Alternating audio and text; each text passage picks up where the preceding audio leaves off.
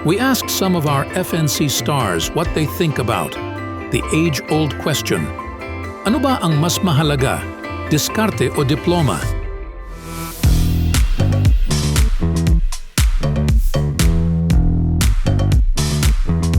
For me kasi, both. Kasi kung gusto mo talaga or kung nagpapaalipin ka talaga sa pera, I would say both. Kasi you can study at the same time, you can diskarte, right? So, magdumiskarte ka habang ginogol mo yung diploma.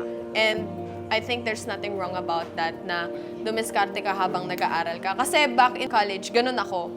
Nagdidiskarte ako habang ginogol ko yung diploma ko. Which is, ngayon, tapos ko na yung diploma and yung goal ko, kino-continue ko pa din tong diskarte sa buhay. Kasi ako, nag-stop talaga ng pag-aaral. Inuna ko yung career ko na meron ako ngayon kasi dumidiskarte ako sa pera na magkakaroon ako, ganun. Yung diploma naman, oo, makakuha mo yan. Mabuti if nakuha mo. Ang tanong, sa sitwasyon natin ngayon, sa generation natin ngayon, ang hirap na ng eskwela, sa tuition. Kaya yung inuna ko ngayon, sa anong meron ako ngayon is diskarte. Yung pinupush ko yung pagiging content creator ko. Ang pipiliin ko is diskarte. Sa panahon ngayon, sobrang dami na upgraded na yung mga bagay-bagay sa mundo. At tsaka online na ngayon eh. Yun na yung buhay ngayon. So, malamang sa malamang, yung pera din nasa online na kasi yun na yun din yung mundo ngayon. In reality, kahit ayawin man natin yun, pero yun na yung reality.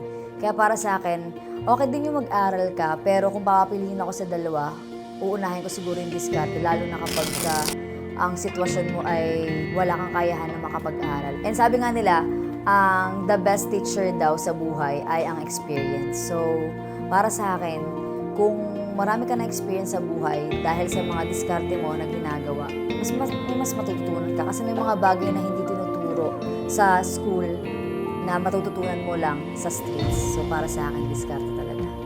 Diskarte.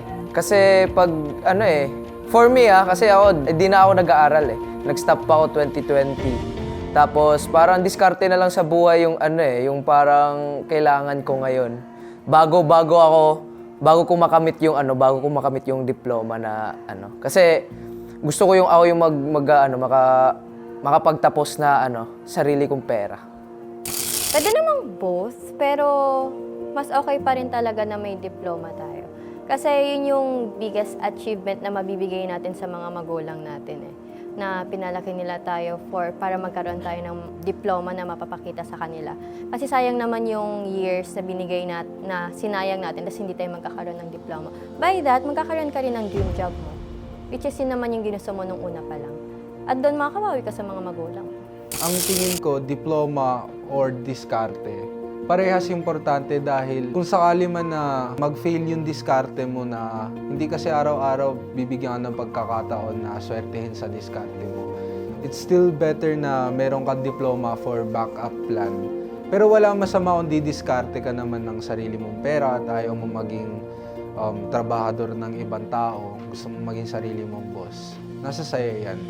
So, ako po, personally, I stopped for a year dahil kailangan ko po magtrabaho. And I'm a working student while in college. So, ang masasabi ko dyan, kung hindi pa po talaga kaya, edi diskarte muna. Pero, alam ko naman na pangarap ng bawat isa na makagraduate and magkaroon din ng diploma.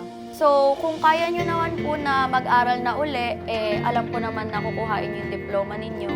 Pero kung kailangan na magtrabaho, dahil syempre hindi naman tayo nanggaling sa pare-parehas na pamilya and background, hindi naman tayo pare-parehas ng privilege in life, hindi tayo pare-parehas na nakukuha ng money sa iba't ibang mga trabaho natin. So, depende po talaga yan sa background ng tao kung kaya niya na po o hindi. I choose both. Iba pa rin talaga pagka may diploma ka. Siyempre, kung dumating sa punto na magkaroon ng emergency or wala ka ng pera, at least may diploma ka, pwede ka mag-apply anytime na gusto mo. And yun, makakapag-work ka. Pag may work ka, may pera ka. And then yung diskarte, papasok yan, kesyo may diploma ka, wala. kung may diploma ka, magagamit mo yung diskarte sa pag-apply ng trabaho, pagkita ng pera, and pag kumita ka na ng pera, pwede mong ipang business para mas lumagulang yung pera, tapos umiikot lang yung pera para sa mas magandang investment na pwede mong pag-investan. Ayun, diskarte pa din on the other side of the story kasi importante na kung wala ka mang natapos sa pag-aaral, pwede mong gamitin yung diskarte mo para makapag-business. Yun, business lagi. Dapat yung pinag-iinvestan mo, yung makakatulong talaga para sa yung pasok sa market sa panahon ngayon. Para sa akin, ang una muna is diskarte. Kasi like, sa diploma kasi hindi naman paunahan yung pag-aaral, di ba? Like, hindi naman lahat ng kabataan ay napapagbigyan na makapag-aral. Like, fully stable yung buhay nila. Like, financially stable, di ba?